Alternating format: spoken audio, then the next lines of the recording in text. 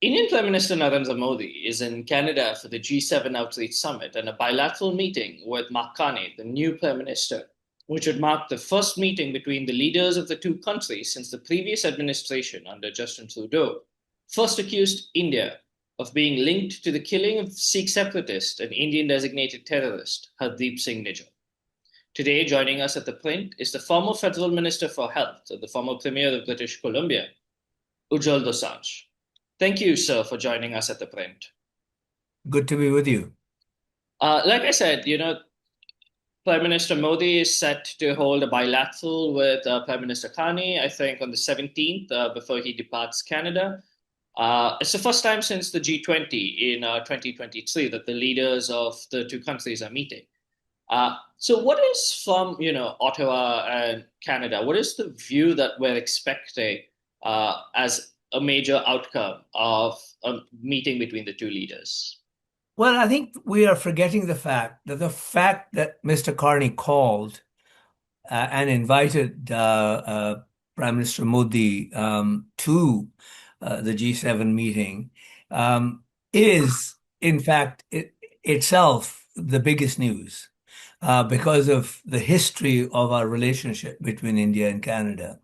And Prime Minister Carney, when he was not the Prime Minister, he was simply a leader fighting the election. He had already said that he wanted to reset India-Canada relationship.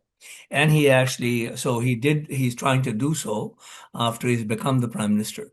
Um, you know, you've already had the biggest news, Prime Minister Modi being invited, and the two countries agreeing to cooperate on law enforcement to law enforcement with respect to intelligence and the like, to make sure that both countries are safe from the extremists or criminals of the other.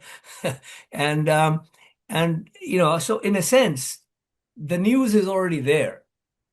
If anything else happens in terms of any trade pacts, for instance, India is not India is not taking many shipments of grain from Canada, the lentils, pulses, and the like.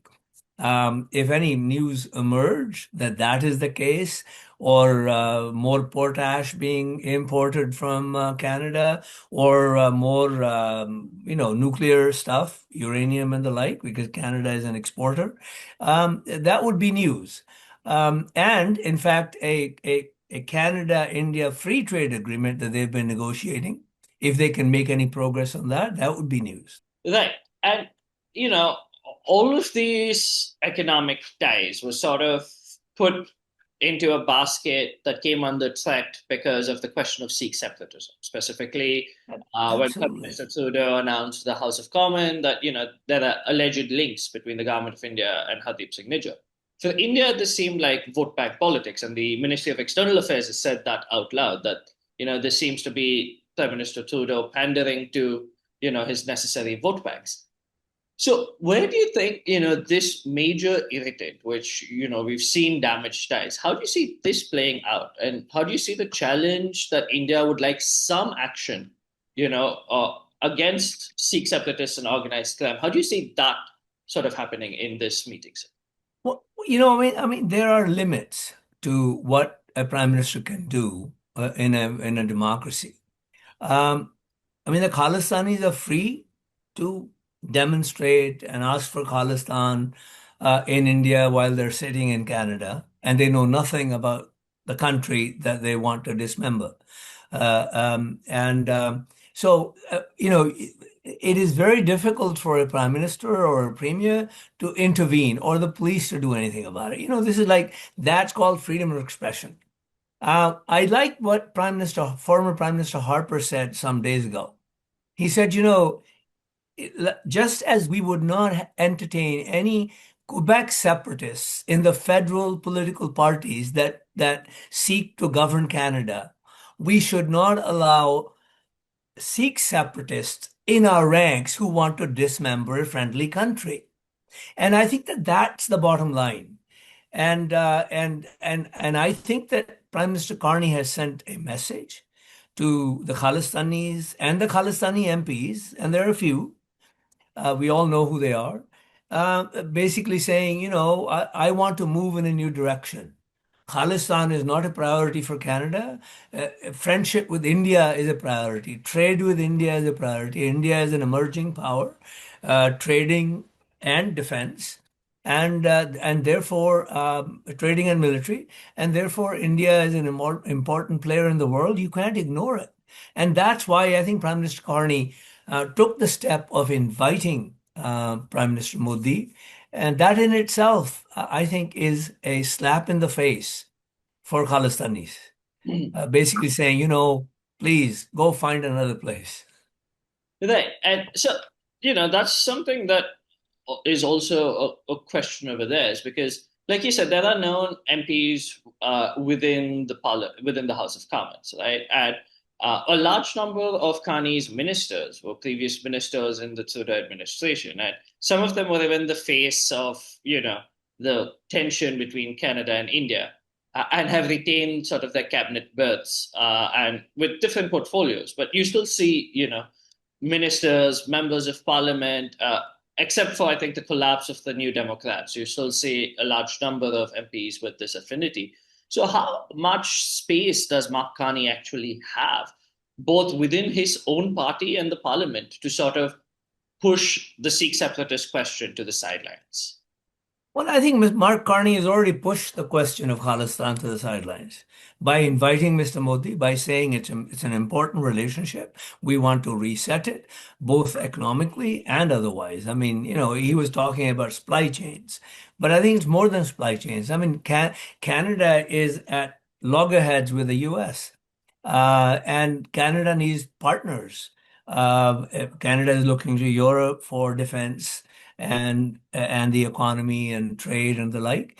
And India may be a great partner in that as well, because India is a defense manufacturing country right now that can provide equipment at reasonable prices.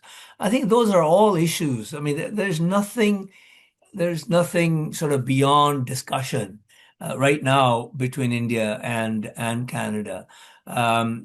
Because of the contradictions that we have with the US, both in terms of India and Canada, there is that commonality of interest. Not to say that we should antagonize US or we should treat it as an enemy, but we should make sure that we have diverse trading partners so that no one partner can, essentially suffocate you, economically speaking. Fair. So then, would it be right to sort of understand the situation that, with the economic situation and trade across the border, that we're seeing that in this political moment, that the influence of the Sikh separatists on the Canadian polity sort of waning, in particular because of how Canada and President Trump, who's leaving Canada, I think, soon, after the first day of the G7, and how that relationship is evolving. So, would it be fair to understand that President Trump in the White House has sort of helped reduce the sort of impact that we're seeing in Sikh separatists in your Canadian polity, because the entire focus now is your economy? Well, one could say that. But that would be less charitable to Prime Minister Carney. My assumption is, and my understanding from what I've seen so far is that Mr. Carney is not an identity or woke politics kind of prime minister. He wants to get things done. He is not into exclusiveness, this, that, and the other, bending the knee for all sorts of stuff. And I admire him for that. I was worried because at some point, many points, he said, I agree with Mr. Trudeau on some things. And I was worried whether that included the woke politics. And obviously it doesn't, because he's basically told the Khalistanis, go fly a kite. I need to have a relationship with India, and I will not tolerate you dismembering, wanting to dismember a friendly country. I think in that sense, India has already accomplished a lot. I think Canada has also said basically, we don't want to be a country of identity politics where, we're a country of immigrants. just like India was thousands of years ago. We're a country of immigrants, uh, and we can't afford to have every section of our population that comes from a particular place wanting to use Canada as a base for carrying on the old fights, whether or not the fights exist in the place of their origin, which it doesn't in terms of Khalistan. I was there in February, you know, I was in my village. I mean, you say the word Khalistan in my village, they'll run you out of the place. So, so I think that Canadians perhaps less so, maybe, but Mr. Carney more so is beginning to understand that we need to move on. You know, enough is enough. Enough is enough. And that, I mean, I just want to then get this sort of semblance of understanding. Has there been a change in how sort of Canadians think of or consider the leadership of Prime Minister Modi in India? Because, we've seen sort of the farm law protests had an impact in sort of the community in Canada. Then we've seen the Niger killing. We've seen, the Sikhs for Justice doing their referendums every 6 months, 8 months to stay in the news, sort of. So, how do you see, has there been any sort of changing views with regards to dealing with this particular government of India? Well, I don't, look, let me be frank. I think that people understand that India is an emerging power, both economically and militarily, and you can't ignore India, either for trade or for other reasons. And so you have to take that into account. Um, and from my perspective, the fact is that the Khalistani issue had died until Mr. Trudeau arrived on the scene. I was in Parliament in from 2004 to 2011. There was no sign of Khalistan. Mr. Trudeau became the leader. The Khalistan arrived again, and obviously ISI is a permanent kind of funder behind the scenes. And I think that you will see in the next few years that Khalistan will recede into the background. And I mean, if you ask me, I don't even want to talk about them because the more we talk about them, we give them oxygen, and they are irrelevant both in terms of Indian politics and in terms of Canadian politics because leaders may think that they have some sway. The Khalistanis have sway on votes. No, they have sway maybe on 5 to 10% of the votes amongst the Sikhs, not the 90%. Like a friend of mine visited my home, who was a politician actually, used to be in the CPI student union movement back in the 60s and 70s, just about a couple of months ago. And he said, you know what? These Khalistanis, they're in the news everywhere, but I go to many homes all the time. I don't find a Khalistani in any home. Yeah. Yeah. No, I mean, and that's something that I think you pointed out a little bit earlier when we were speaking is how when we look at, prime ministers arriving, and there's a convoy of protesters who demonstrate against him. And I think you were saying that there's about 100 cars and there's over 1 million Well, Sikhs. I looked on the YouTube and or the X and I found about 100 cars. I mean, we have a population of 1 million Sikhs in Canada. If you can only find 100 cars to go on the road to support you, there's a problem. Yeah. And you see demonstrations in front of Indian, consulates and others, high commissioners' offices. There are no more than 100 people with yellow flags. In fact, one Sikh made a point today on X saying they should stop using the Sikh symbol of Nishan Sahib for the Khalistani symbol because Khalistanis are not Sikhs. So how do you think then, I've seen Pierre Poliev, he's come out saying we need India, we have Mr. Carney. So then is there sort of a bipartisan sort of understanding now that, ties need to move forward and quickly? Oh, absolutely. And I think within the NDP, it's probably the same mood because Jagmeet Singh is no longer there on the scene, who was a committed Khalistani himself. And therefore, I think all three political parties, federal political parties, are probably on the same page. But, that's not to say that there isn't a question mark on Mr. Modi's silence on on love jihad, on lynching of Dalits, lynching of Muslims. That's not to say that. So, I mean, let's like understand that there is a part of Mr. Modi's legacy today, and he's never said a thing about it, that lingers. But despite that, because India is a power to be reckoned with, both economically and otherwise, we can't afford to ignore India. So Indians need to understand that too. Like, I'm an Indian by heritage. I'm very proud of that, by the way. I'm Indian before being a Punjabi or a Sikh.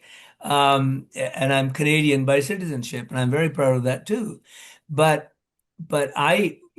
now I've kind of begun to, I'm very proud of Mr. Modi's accomplishments in many aspects of Indian life. But there's that one area of his legacy that will continue to linger unless he speaks about it. And that I think is a problem we're wrestling with. Understandable. And then that brings me to my last question, Mr. Dosanjh. It's this idea that, okay, so ties have hit quite the low depths, right? We don't even have high commissioners between India and Canada at this moment. No, we don't. And I think there's 15 Canadian diplomats left in India and around the same Indian diplomats left in Canada. So from about 40, 50, 60, even 2 years ago. We have this meeting, you said free trade, economy, but what is, I think, the realistic first steps you think that would indicate a very positive sign, building upon the invitation to Prime Minister Modi? I would say the realistic second step. The first step has already been taken. Yes. The realistic second step would be to have the high commissioners of each country go to the other and then begin to re-energize the commissions, both in India, both in Ottawa and Delhi, so that people can, be processed in terms of visitors or immigrants to either place. And I think that would be the next best step to be taken. If they can re-energize the negotiations on a trade deal, that would be another step. Got it. Got it. And that brings me to my last question. Thank you so much, Mr. Dosanjh, for joining us here at ThePrint. I think the meeting between the two leaders is eagerly awaited in both countries on Tuesday. And thank you once again.